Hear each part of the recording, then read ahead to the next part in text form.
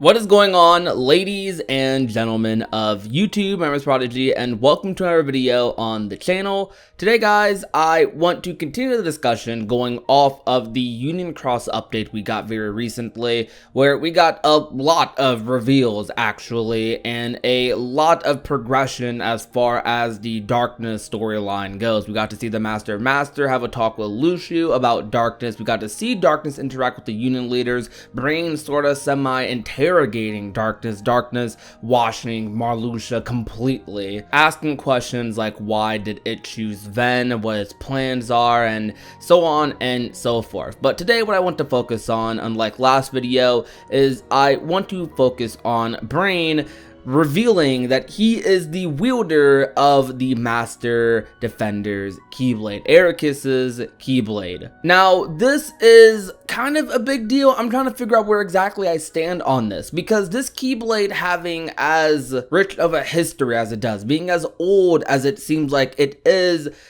definitely something to note. Because from what we know in the lore of Kingdom Hearts, the Keyblade the Master of Masters passed down to Luciu is in fact the oldest Keyblade to date in the Kingdom Hearts series, the most ancient Keyblade. Though, what if the Master's Defender is something alongside that, a Keyblade that was created around the exact same time? What sort of lineage does that Keyblade have? Is Brain the first to wield it, or was it passed down to him from his father, his grandfather, someone else? Because Brain is definitely someone in Union Cross who I kind of feel like over the past year, 2 years, as we've found out a lot of lore, found out who has the Book of Prophecies among the Union leaders, trying to figure out what exactly happened with Strelitzia's murder, I feel like he's been the main one pushing all of these plots forward, asking the questions that we want answered, making the right moves, asking the right people, and overall taking the approaches that he needs to overall get what he wants, what the Union leaders need. He's kind of taken the main character role. He's kind of become the main character of Union Cross, to me at least. I don't know if anyone else feels that way, but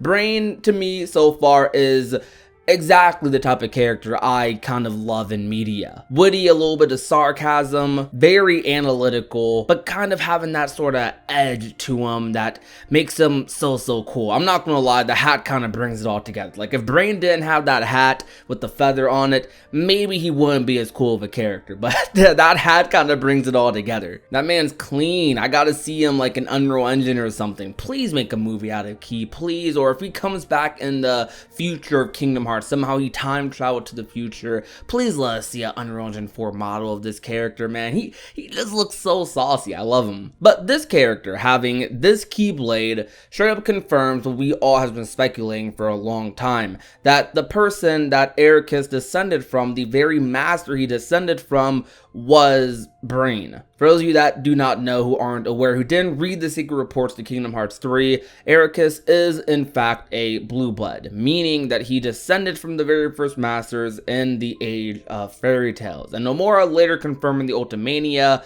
that these masters that they descended from were in fact the Union leaders from Union Cross, because we know the foretellers don't seem to be known by the rest of the world actually. They are in fact the Lost Masters, which is kind of weird how that works, but not that weird, because when you think about it, everyone who did know of the foretellers passed away in the Keyblade War, at least assumingly. But everyone who survived know of the Union leaders as their masters, as their foretellers, so to speak. So it kind of makes sense.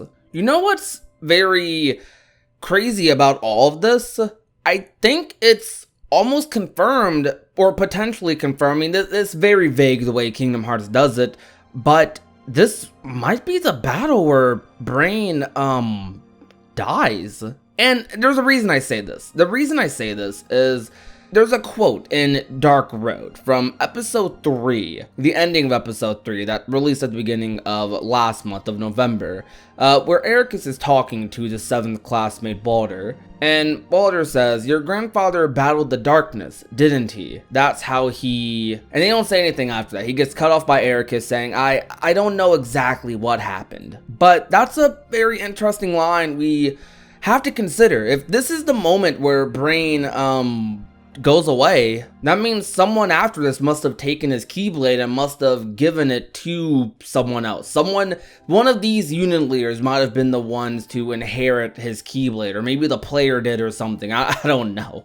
We'll have to see what happens. Hopefully this isn't the end of Brain's story, because that would be so tragic in my opinion. But dang, looking that line up, that's sad. I'm kind of scared. I'm like really scared now for what the next Union Cross update is going to be. I don't want to open up the next Union Cross update, and I don't want to see all the Union leaders just on the floor, like passed out, passed away, you know, defeated by darkness. I don't want to see that. That would break my heart. Oh, imagine Ephemer not surviving this. Imagine Scold. Well, Scold's definitely surviving. She's Subject X. But we know Laurium, Ventus, and Scold have to survive this. So that means Ephemer and Brain, they are, wow, they might be on the chopping block. Yo, wait, if Union Cross ends with Ephemer and Brain dying and the others escaping, I just don't know. I don't know what I would feel like. I would go insane. I might cry on stream. That might happen. But Brain wielding the Master Defender in itself doesn't seem to be all that special. The special part about it is that we know we can connect Brain directly to Ericus, and how that affects Ericus's story in Dark Road, I don't know. Maybe Brain is somehow still alive in Dark Road, because they did leave it a little vague, but those lines I read indicate that something bad definitely might happen at the end of this battle. I mean, it fits almost perfectly, and considering that was the last Dark Road update and this is the most recent Union Cross update, it kind of correlates well. I mean, if they're purposely matching these updates up with each other, then that's kind of genius on their part. I mean, matching up the English version of Dark Road's update with the JP version of Union Cross's update, but it's releasing worldwide for everyone, so I don't know. The curious part about this, though, that I definitely want to cover in another video is I want to see what this means for Aqua. I want to speculate about what this might mean for Aqua, because I feel like Aqua is definitely going to have a big role to play in the next saga, and my reasoning for this, as I kind of explained in my Melody of Memory video talking about Kairi's character, I talk about how I know that they're definitely going to be using Aqua a lot in the next arc, similar to the previous one, how she got kind of a lot of special treatment compared to other Kingdom Hearts characters, because Square just loves Aqua. I don't know what it is about her. Well, I know what it is about her, but I don't know exactly what it is about her. But Aqua is just loved by Nomura, by Square, by that development team. So they're definitely going to make another game surrounding her and potentially Kairi.